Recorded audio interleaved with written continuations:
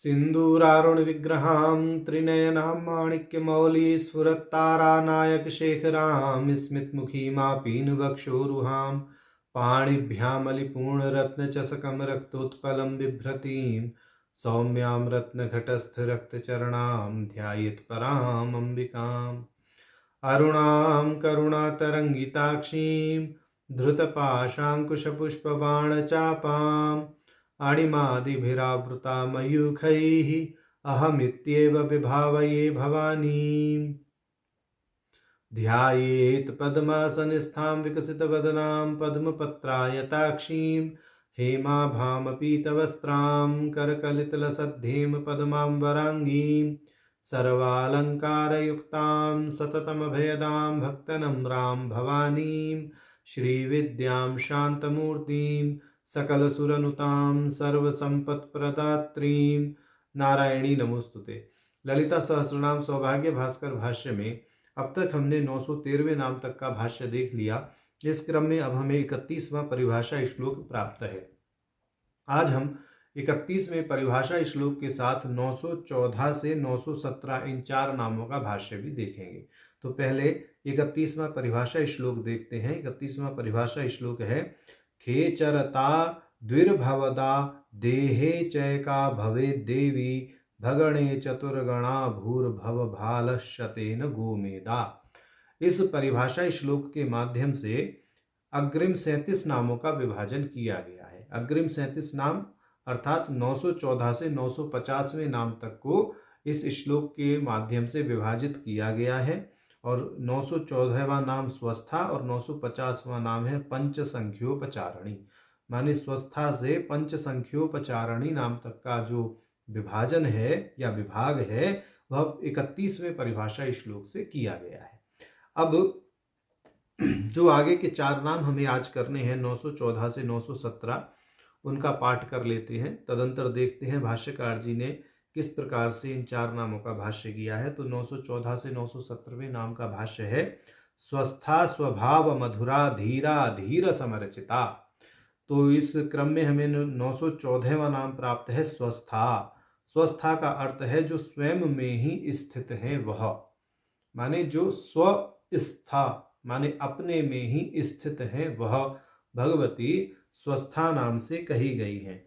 भाष्यकार जी भाष्य करते हुए कहते हैं दुःखकृत चांचल्याभावात् स्वस्था स्वस्मिन्नेव स्थिता वा, कि दुःखकृत चांचल्य स्वभाव का अभाव होने के नाते वह स्वस्थ हैं। दुःखकृत चांचल्य क्या है? जो आधि व्याधि और अविद्या जनित चांचल्य है वह चांचल्य भगवती में नहीं व्यापता, इसलिए उनको स्वस्थ कहा गया है। और भाष्यकार जी ने ऐसा भी कहा है स्वस्मिनेव स्थिता वा, जो स्वयं में ही स्थित हैं या स्वयं में ही रमण करती हैं वह भगवती स्वस्था नाम से कही गई है। इस विषय में वह छांदोग्य उपनिषद की एक श्रुति प्रमाण के रूप में प्रस्तुत करते हुए कहते हैं स भगवः कस्मिन् प्रतिष्ठित इति स्वे महिम्निति हो वाचेति श्रुतेः, कि वे भगवान कहाँ निवास करते हैं। इस प्रश्न के उत्तर में ऐसा कहा गया है छांदोग्य उपनिषद में कि वे अपनी महिमा में ही रहते हैं। अब आगे भाष्यकार जी कहते हैं स्वह इति अव्ययम स्वर्गवाची, जो स्वह पद है यह अव्यय पद है और यह स्वर्ग का वाचक है। कहते तत्र तिष्ठति अध्यक्षता इति वा, कि वह स्वर्ग की अध्यक्षता करती हुई वहां निवास करती हैं, इसलिए वह स्वस्था कही गई हैं। ऐसा यहाँ पर भाष्यकार जी कह रहे हैं। अब आगे कहते हैं स्वस्था नाम का ही भाष्य विस्तार दे रहे हैं। शोभना अस्था स्थिति अभावो गतिर्यया सावा। ये कह रहे हैं कि सु माने शोभना माने अच्छी प्रकार से, और अस्था माने एक नियत स्थान पर स्थिति का उनका अभाव है, माने वह एक ही स्थान पर स्थित नहीं है अपितु व्यापक तत्व हैं, वह सर्वत्र स्थित हैं, इसलिए उनको स्वस्था कहा गया है। ऐसा भाष्यकार जी ने यहाँ पर भाष्य किया है। अब आगे कहते हैं 915वें नाम का भाष्य। 915वां नाम है स्वभाव मधुरा, माने जो नैसर्गिक रूप से मधुर स्वभाव वाली हैं उनका नाम है स्वभाव मधुरा। भाष्यकार जी भाष्य करते हुए कह रहे हैं, प्रभावादेवोपाधि संपर्कम अंतरणेव मधुरा सर्वाभिलषणीया। ये कह रहे हैं कि अपने स्वस्थ स्वभाव के कारण, माने वह अपने में ही रमण करती हैं, कोई अन्य वस्तु उन्हें दूषित नहीं करती, इसलिए वह समस्त उपाधियों से संपर्क शून्य रहती हैं। इसलिए सभी के द्वारा वह अभिलषणीय अर्थात चाहने योग्य हैं। सभी के द्वारा अर्थात जो ब्रह्म जिज्ञासु हैं उन सभी ब्रह्म जिज्ञासुओं के द्वारा उनकी अभिलाषा की जाती है। समस्त ब्रह्म जिज्ञासु उस निरुपाधिक मायातीत ब्रह्म तत्व को पाने की इच्छा करते हैं। इस दृष्टि से उन्हें स्वभाव मधुरा कहा जाता है। अब आगे कह रहे हैं विश्वकोश में क्या कहा गया है मधुरा शब्द के विषय में। मधुरम रसवत स्वादु प्रयेषु मधुरो अन्यवत मधुरा शतपुष्पायाम मधुली नगरी भिदोः इति विश्व, कि विश्वकोश का वचन है। मधुर का अर्थ है रस के समान प्रिय और रस से बने मीठे पदार्थ जो सबको प्रिय लगते हैं। शतपुष्पी भी मधुरा शब्द का ही एक अर्थ भी है और मधुली नामक पुष्प भी मधुरा कहलाते हैं। एक नगरी का नाम भी मधुरा है, ऐसा समझना चाहिए। अब आगे कहते हैं अतएव स्व आत्मीयो भावो अवस्थानम यस्याम स चा सा मधुरा पुरी चेति वा मीनाक्षी निवासशाली हालास्य क्षेत्र रूपा निवसति यावत। ये कह रहे हैं जिनका अपना भाव अर्थात अपना निवास स्थान मधुरा नामक पुरी या नगरी है। इसका अर्थ भगवती मीनाक्षी का निवास स्थान हालास्य क्षेत्र होने के नाते उन्हें स्वभाव मधुरा कहा जाता है, ऐसा समझना चाहिए। अब नई दृष्टि से भाष्य कर रहे हैं भाष्यकार, कहते हैं यद्वा, कि स्वभाव मधुरा नाम का भाष्य इस प्रकार भी किया जा सकता है। स्वस्यात्मनो भायाम प्रतिभायाम ये वमाहा प्रथम गणनीयाः आत्मज्ञोत्तमाः इति यावत। ये कह रहे हैं जिनके प्रकाश की आभा सर्वश्रेष्ठ है, माने स्वभाव मधुरा में कहा स्व माने उनके, भा माने आभा और अवम माने प्रथम। ठीक है, जिनके प्रकाश की आभा प्रथम अर्थात सर्वश्रेष्ठ है, अर्थात आत्मज्ञ जो लोग हैं उनमें वह सर्वश्रेष्ठ या उत्तम या प्रथम है। ठीक, और आगे कह रहे हैं आत्मज्ञोत्तमा इति यावत, जो आत्मज्ञ लोग हैं जिन्होंने आत्मा का ज्ञान किया हुआ है उन सब में वह प्रथम है, उनकी धूरी के समान है, इसीलिए उनको कहा स्वभाव मधुरा। ऐसा कहते तेषाम धूरेव धूरा, वह आत्मज्ञ लोगों की धूरी हैं, उनमें प्रथम गणनीय हैं, उनका केंद्र बिंदु है, उनका नेतृत्व करती हैं, ऐसा समझना चाहिए। अब आगे कह रहे हैं रथस्य धूर्यथा सर्वोत्तमम अंगम तद्वत इयमात्मज्ञानवताम निर्वाहिका इति अर्थः, कि जिस प्रकार रथ चक्र की धुरी ही रथ का सर्वोत्तम अंग है, उसी के समान भगवती आत्मज्ञानियों का नेतृत्व करती हैं, इसीलिए उन्हें स्वभाव मधुरा कहा गया है। अब आगे कहते हैं न च अवम पदस्य निकृष्ट परत्वम एव इति भ्रमितव्यम।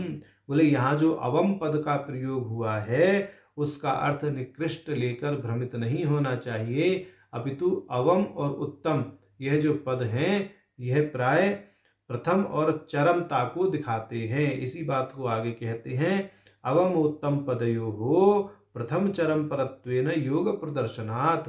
अवम पद से प्रथम और उत्तम पद से चरम यह अर्थ लेना चाहिए, ऐसा प्रयोग देखा जाता है शास्त्रों में। तो यहाँ पर जो स्वभाव मधुरा में स्व भा अवम धुरा इस तरह से जो संधि विच्छेद किया है, इसमें जो अवम पद आया है वह प्रथम गणनीय, इस दृष्टि से उसका अर्थ लेना चाहिए। अब आगे कह रहे हैं